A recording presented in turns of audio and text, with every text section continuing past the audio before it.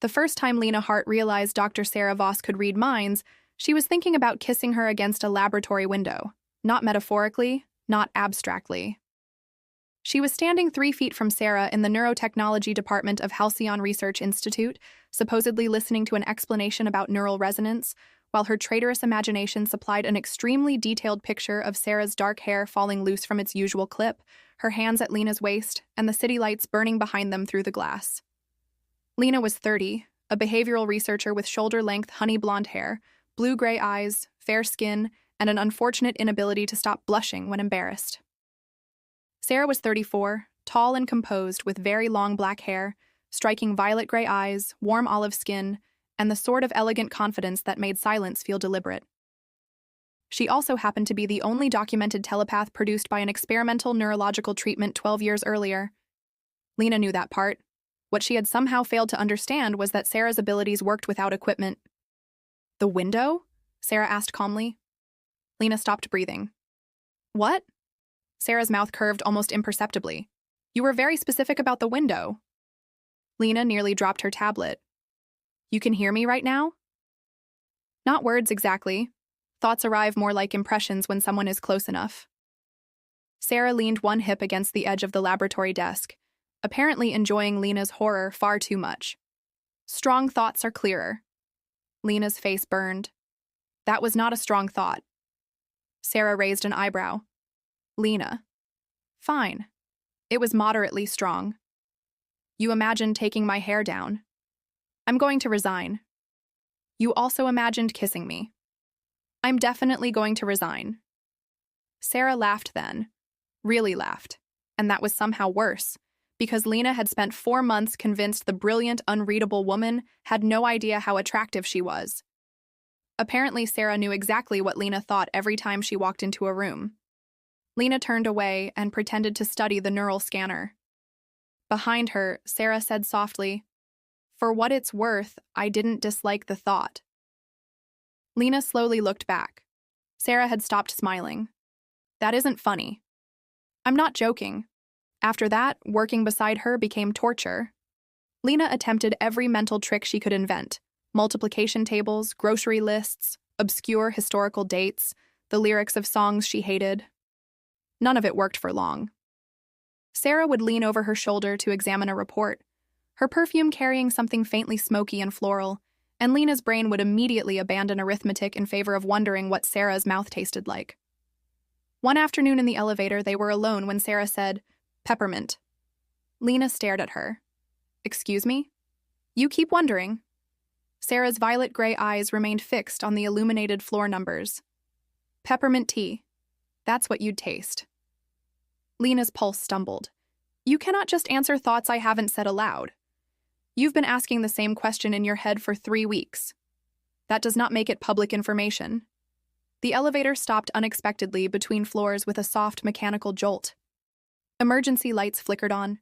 Sarah finally turned toward her. "Then say something aloud." Lena swallowed. "Like what?" Sarah stepped closer, but not enough to touch. "Something you actually want me to hear."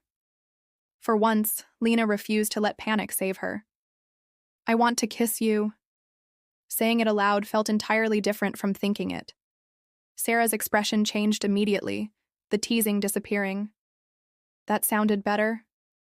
Lena folded her arms, partly because she needed somewhere to put her hands. "You're impossible. And yet your thoughts have become significantly less professional. Stop reading them." "I'm trying." That answer surprised her. Sarah looked away. "Crowded rooms are difficult. Strong emotions are worse. Yours are—" She hesitated. "Bright." Lena's irritation softened. "Can you actually block me out?" "Usually." Sarah looked back at her. "Not when you're this close." Lena moved one deliberate step forward. "And now?" Sarah's breath changed. "Less successful." Lena took another. "Now?" A faint flush appeared high on Sarah's cheeks, the first sign of lost composure Lena had ever seen. "You're doing this on purpose." Lena smiled. "It's nice finally having an advantage." The elevator lights hummed above them. Lena did not kiss her immediately. Instead, she deliberately pictured something smaller. her fingers touching Sarah's hand. Sarah's gaze dropped. Lena reached out and traced one fingertip across Sarah's knuckles, matching the thought exactly. Then she imagined lifting Sarah's hand and pressing her mouth to the inside of her wrist. Sarah inhaled before Lena even moved. "That's unfair," she whispered. "Now you know how I feel." Lena slowly turned Sarah's hand over and kissed the pulse beneath her wrist.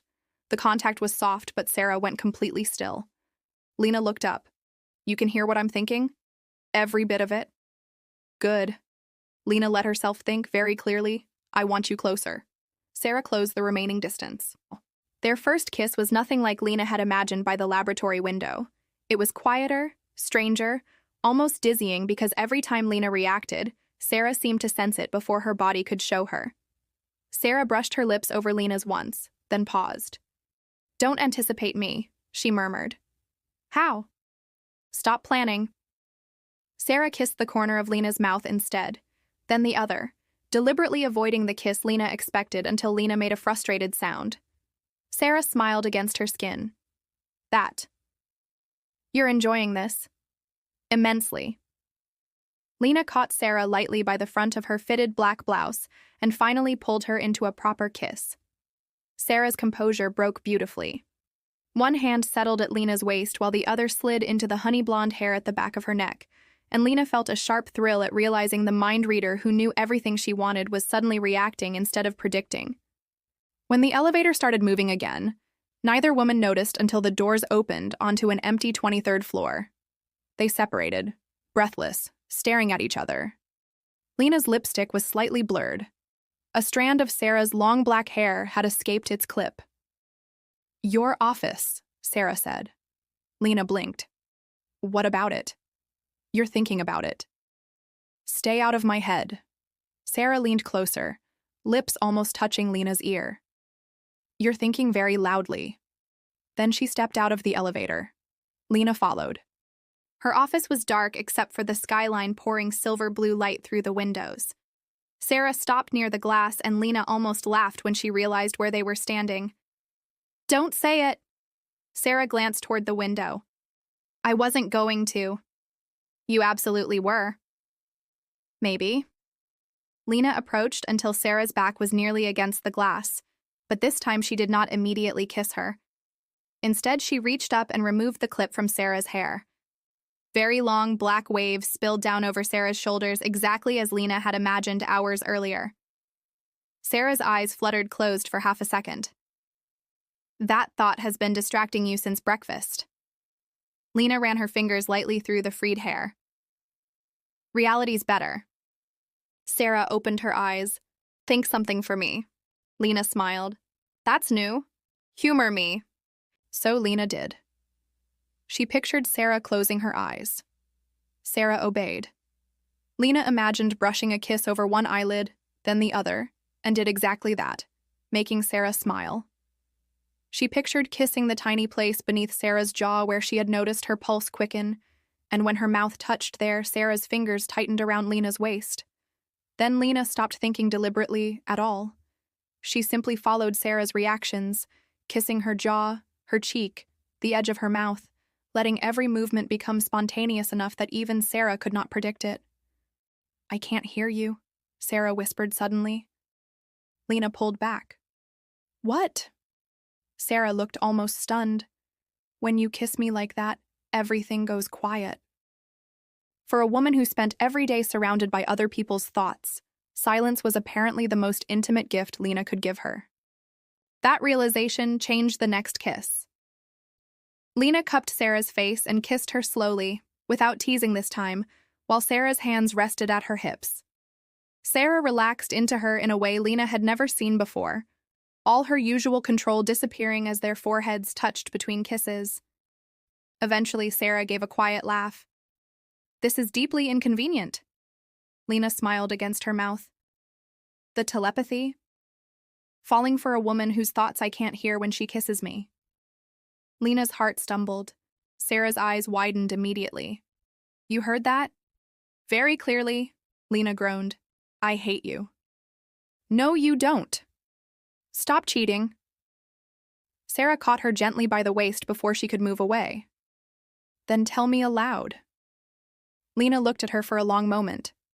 I'm falling for you too. Sarah kissed her before Lena could become embarrassed. This kiss was warmer, playful at first, then slower when Lena's fingers tangled in her loose black hair. Sarah briefly pressed Lena back against the window, the exact image that had started everything, and Lena laughed breathlessly against her mouth. Sarah pulled away just enough to whisper, "There. Now your first thought finally came true." Lena smiled. Not all of it. Sarah's eyebrow lifted. Lena deliberately thought something that made Sarah's cheeks turn pink. For once, the telepath was speechless. Lena kissed her again before she could recover.